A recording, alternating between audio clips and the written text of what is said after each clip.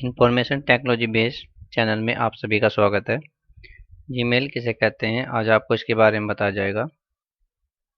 Gmail क्या है?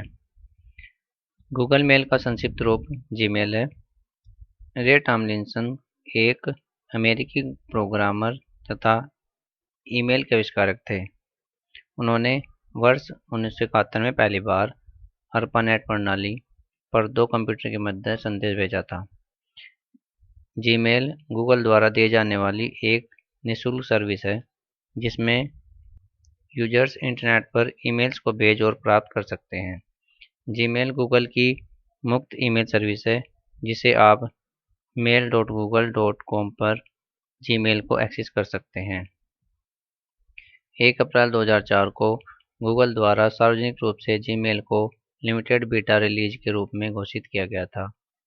नवंबर 2006 में गूगल ने मोबाइल फ़ोन के लिए एक जावा आधारित जीमेल के एप्लीकेशन की पेशकश शुरू की। जावा कंप्यूटर की लैंग्वेज होती है जिसके द्वारा सॉफ्टवेयर तैयार किए जाते हैं। अक्टूबर 2007 में गूगल ने जीमेल द्वारा उपयोग किए जाने वाले कोड के कुछ हिस्सों को पुनः लिखने की प्रक्रिया शुरू की। इससे जीमेल की सर्विस को अधिक फास्ट और नए फीचर को ऐड करना संभव हुआ। इसमें कीबोर्ड शॉर्टकट और विशिष्ट मैसेज को बुकमार्क करने की क्षमता और ईमेल में सर्च जैसे कई फीचर्स को जोड़ा गया। जनवरी 2008 के आसपास एक अपडेट ने जीमेल के जावास्क्रिप्ट के उपयोग के एलिमेंट को बदल दिया और परिणाम स्वरूप कुछ यूजर्स द्वारा उपयोग किए जा रहे थर्ड पार्टी स्क्रिप्ट विफल हुए। गूगल ने इस मुद्दे को स्वीकार किया और यूजर्स को वर्कआउट करने में मदद की। जीमेल 7 जुलाई 2009 को बीटा स्टेटस से बाहर निकला। दिसंबर 2013 से पहले यूजर्स को ईमेल में इमेजेस को देखने के लिए अप्रूवल लेनी पड़ती थी, जो सुरक्षा उपायों के रूप में काम करता था। यह दिसंबर 2013 में बदल दिया गया था जब गूगल बेहतर इमेज मैनेजमेंट का हवाला देते हुए इमेजेस को यूजर अप्रूवल के बिना विजिबल करने के लिए सक्षम किया गया। इसका मतलब ये है, जैसे हम आजकल किसी साइट पर काम करते हैं तो साइट पर पूर्ण रूप से काम करने के लिए उसमें एक कैप्चा दिया हुआ होता है। उस कैप्चे को भरने के बाद हम उस साइट पर पूर्ण रूप से कार्य कर पाते हैं। इसी प्रकार जीमेल में पहले सिक्योरिटी दी हुई होती थी किसी इमेज को देखने के लिए। उस सिक्योरिटी को पूरा करने के बाद हम उस इमेज को देख पाते थे। जून 2012 में गूगल ने घोषणा की कि जीमेल के विश्व स्तर पर 425 मिलियन एक्टिव यूजर्स हैं। मई 2015 में गूगल ने घोषणा की कि जीमेल के पास 900 मिलियन एक्टिव यूजर्स हैं, जिनमें से 75% मोबाइल डिवाइस पर इस सर्विस का उपयोग कर रहे थे। फरवरी 2016 में गूगल ने घोषणा की कि जीमेल ने 1 अरब एक्टिव यूजर्स की संख्या को पार कर दिया है। जुलाई 2017 में गूगल ने घोषणा की कि जीमेल 1.2 करोड़ एक्टिव यूजर्स को पार कर चुका है।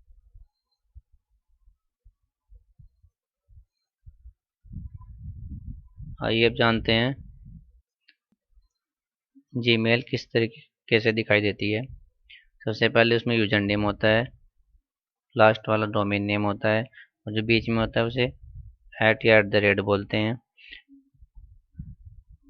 जीमेल गूगल के द्वारा इस प्रकार ईमेल आईडी बनाई जाती है, जैसे एक पूरी ईमेल आईडी दिखाई गई है। XYZ का मतलब है जब कोई भी अपने नाम से बनाता है तो उसका नाम यहाँ पे दिखाई देता है। उस नाम के अनुसार फिर आगे से @gmail.com लग जाता है। ये पूरी ईमेल आईडी बनती है।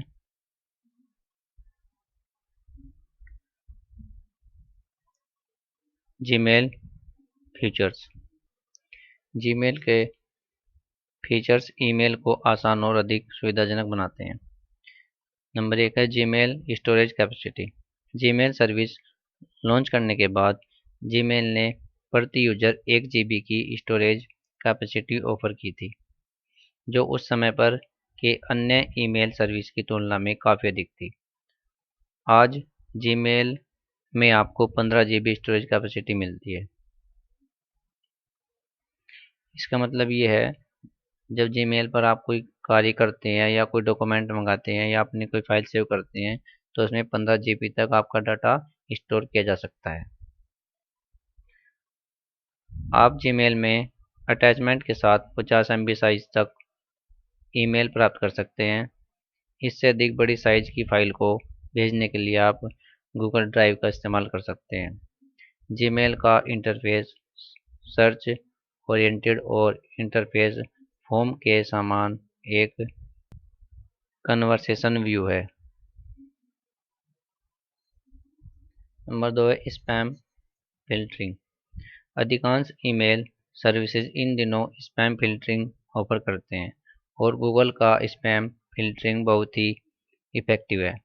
जीमेल स्पैम वायरस और फिशिंग प्रयासों को फिल्टर करने का प्रयास करता है। कोई भी फिल्टर 100% प्रभावी नहीं है। गूगल के मेल सर्वर स्वतः स्पैम और मेलवेयर को फिल्टर करने और ईमेल के आगे संदर्भ संवेदनशील विज्ञापन जोड़ने जैसे कई उद्देश्यों के लिए ईमेल स्कैन करते हैं।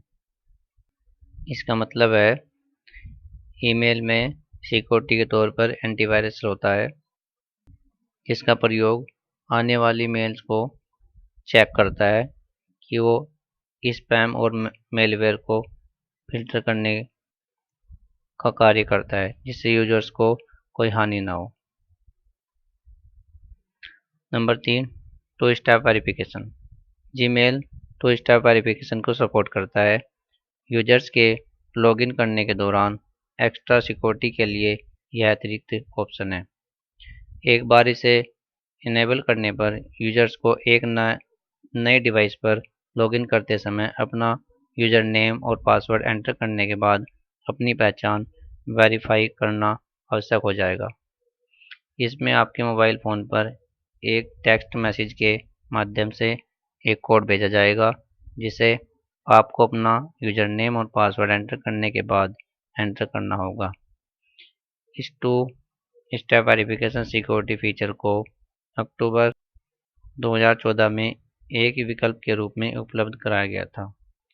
इस टू स्टेप वेरिफिकेशन का मतलब ये है, अगर आप अपने ईमेल को किसी नए डिवाइस में प्रयोग करते हैं तो उस डिवाइस में प्रयोग करते समय वेरिफिकेशन मांगा जाता है जीमेल के द्वारा। वो वेरिफिकेशन टेक्स्ट के द्वारा हो या फिर कॉल के द्वारा, दोनों प्रकार से होते हैं। नंबर 4 है सर्च। ईमेल सर्च करने के लिए जीमेल में सर्च बार शामिल है। सर्च बार में आप अपने ईमेल के किसी ऑब्जेक्ट्स, मैसेज के अंदर के टेक्स्ट, कॉन्टैक्ट के साथ अपने गूगल ड्राइव में स्टोर फाइल, गूगल कैलेंडर और गूगल साइट को भी सर्च कर सकते हैं। मई 2012 में जीमेल ने यूजर के ईमेल से ऑटो कंप्लीट प्रिडिक्शन को शामिल करने के लिए सर्च की कार्यक्षमता में सुधार किया। Number 5, integration with Google hangout. Gmail desktop screen के बाईं ओर आपके हैंगआउट कॉन्टैक्ट दिखाता है, ताकि आपको यह बता सके कि अभी कौन ऑनलाइन उपलब्ध है। आप उसके साथ टेक्स्ट मैसेज, वॉइस या वीडियो कॉल कर सकते हैं। Number 6, free pop and IMAP। POP होता है पोस्ट ऑफिस प्रोटोकॉल और IMAP internet message access protocol internet protocol है, जो अधिकांश desktop mail readers mail message को रिट्रीव करने के लिए उपयोग करते हैं। इसका अर्थ है कि आप अपने जीमेल अकाउंट के मेल, आउटलुक या एप्पल मेल जैसे प्रोग्राम का उपयोग कर सकते हैं। इनका मतलब ये होता है कि जब आप आउटलुक के द्वारा अपने ईमेल आईडी और पासवर्ड से लॉगिन करते हैं तो वो ऑटोमेटिक रिफ्रेश होकर रिट्रीव होकर आपको मैसेज दिखाते रहते हैं। नंबर 7 है MAPI, VPI and VCI। MAPI messaging application programming interface. Microsoft window के लिए इसका उपयोग आमतौर पर माइक्रोसॉफ्ट एक्सचेंज सर्विस से जोड़ने हेतु किया जाता है। वर्चुअल पाथ आइडेंटिफायर VPI एक अतुल्यकालिक स्थानांतरण मोड जैसे कि ATM होते हैं। सेल के हेडर के भीतर एक 8 बिट या 12 बिट 12 बिट फील्ड को संदर्भित करता है। वर्चुअल चैनल आइडेंटिफायर VCI के साथ मिलकर VPI का उपयोग सेल के अगले गंतव्य की पहचान करने के लिए किया जाता है, क्योंकि ATM अपने गंतव्य के रास्ते पर स्विच करता है। इसका सही एग्जांपल ये है कि जब आप ATM का प्रयोग करते हैं तो उसी प्रकार ये प्रोग्रामिंग के द्वारा माइक्रोसॉफ्ट विंडो को मैसेज भेजता है, उसके द्वारा फिर आइडेंटिफाई किया जाता है, फिर उसके बाद VCI के द्वारा जो वर्चुअल चैनल आइडेंटिफायर होता है उसके द्वारा उसे अगले गंतव्य तक पहुंचा जाता है, जो उसकी सही तरीके से जांच करते हैं। ये सब कार्य प्रोग्रामिंग के द्वारा तैयार किया जाता है। Number 7 offline access. आप अपने जीमेल अकाउंट को अपनी ब्राउज़र विंडो से एक्सेस कर सकते हैं, भले ही आपका कंप्यूटर इंटरनेट से कनेक्टेड न हो।